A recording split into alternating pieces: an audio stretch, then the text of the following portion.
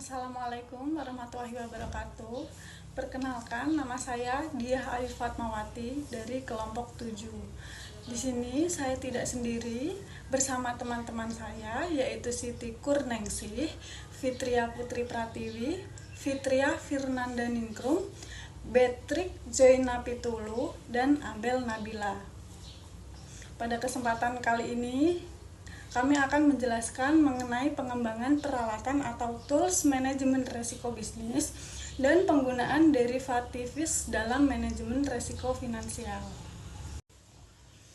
Langsung saja kita lanjut ke materi manajemen risiko bisnis, yaitu tools manajemen risiko. Jadi teman-teman, tools manajemen risiko merupakan dokumen yang membahas konsep dan proses manajemen risiko, termasuk hazard dan risiko.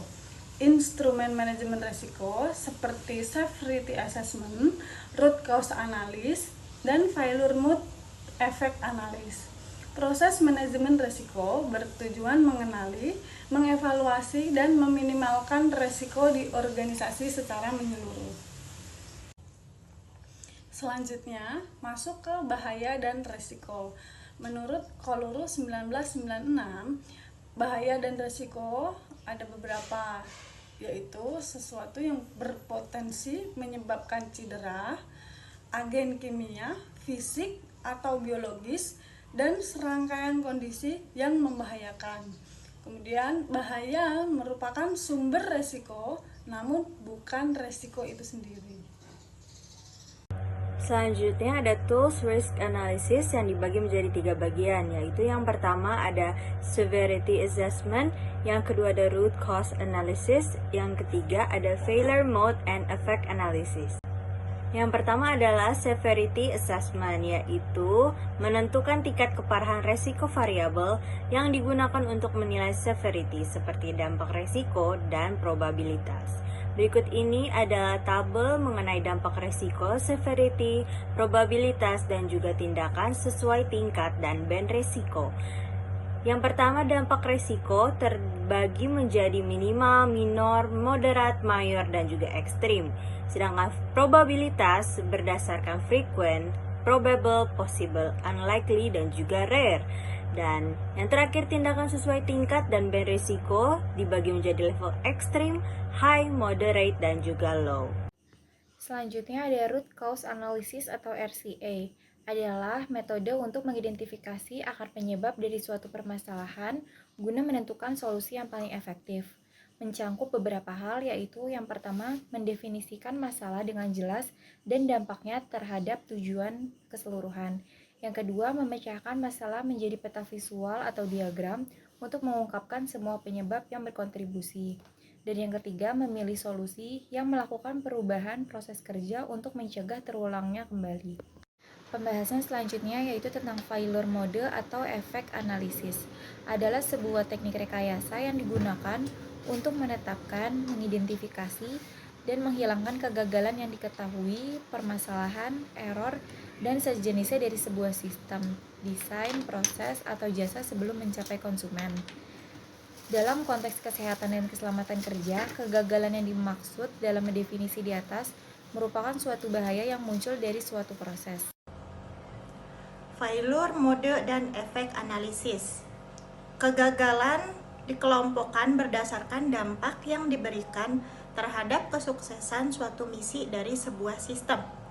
Secara umum, FMIE didefinisikan sebagai sebuah teknik yang mengidentifikasi 3 hal, yaitu yang pertama, penyebab kegagalan yang potensial dari sistem, desain, produk, dan proses selama siklus kehidupnya. Yang kedua, efek dari kegagalan tersebut. Yang ketiga, tingkat kekritisan efek kegagalan terhadap fungsi sistem, desain, produk, dan proses. Pengertian derivatif. Derivatif adalah sebuah instrumen keuangan, financial instrument, yang nilainya diturunkan atau didasarkan pada nilai dari aktiva, instrumen atau komoditas yang lain. Bisa dikatakan juga bahwa derivatif hanya ada kalau aktiva, instrumen, atau komoditas lain sebagai instrumen utamanya ada. Contohnya adalah opsi right. pengertian derivatif. Selain pengertian derivatif, ada salah satu istilah yang berkaitan erat dengan derivatif, yaitu manajemen resiko. Manajemen resiko dapat didefinisikan sebagai proses keseluruhan untuk mengidentifikasi, mengendalikan, dan meminimalkan pengaruh dari ketidakpastian suatu kejadian. Jenis transaksi derivatif yang pertama, itu ada transaksi forward. Transaksi antara pembeli dan penjual yang bersepakat untuk menyerahkan non-komoditi atau non-aset dalam jumlah dan mutu tertentu pada tanggal yang ditetapkan di masa mendatang. Yang kedua itu ada kontrak opsi, hak bukan kewajiban membeli dan menjual komoditi atau aset tertentu pada tingkat harga yang ditetapkan dalam jangka waktu tertentu.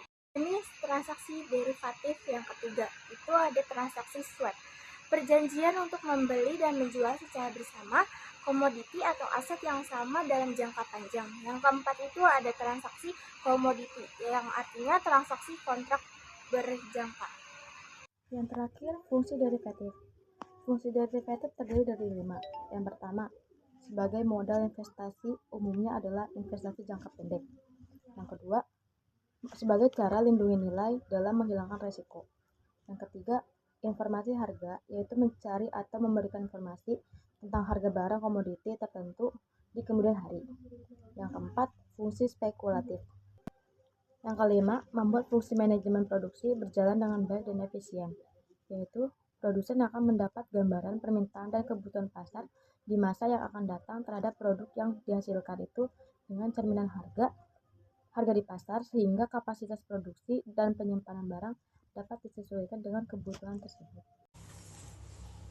Oke, berdasarkan materi yang sudah dipaparkan teman-teman saya, bisa disimpulkan bahwa konsep bahaya dan resiko menurut Kolurus 1996, di mana bahaya merupakan sumber resiko, namun bukan resiko itu sendiri. Kemudian, tools analis resiko yang dijelaskan mencakup severity assessment, root cause analysis, dan failure mode effect analysis beserta penjelasan mengenai masing-masing tools yang tadi sudah disampaikan. Ada lagi pengertian derivatif dan manajemen resiko, di mana derivatif diturunkan dari nilai aktiva lain, sedangkan manajemen resiko adalah proses pengendalian ketidakpastian. Kemudian jenis-jenis transaksi derivatif seperti forward, kontrak opsi, swap, dan transaksi komoditi. Fungsi-fungsi derivatif meliputi transaksi jangka pendek, lindung nilai, informasi harga, spekulasi, dan manajemen produksi. Mungkin cukup sekian materi yang bisa kami sampaikan. Kurang lebihnya mohon maaf. Wabillahi taufik. Wassalamualaikum warahmatullahi wabarakatuh.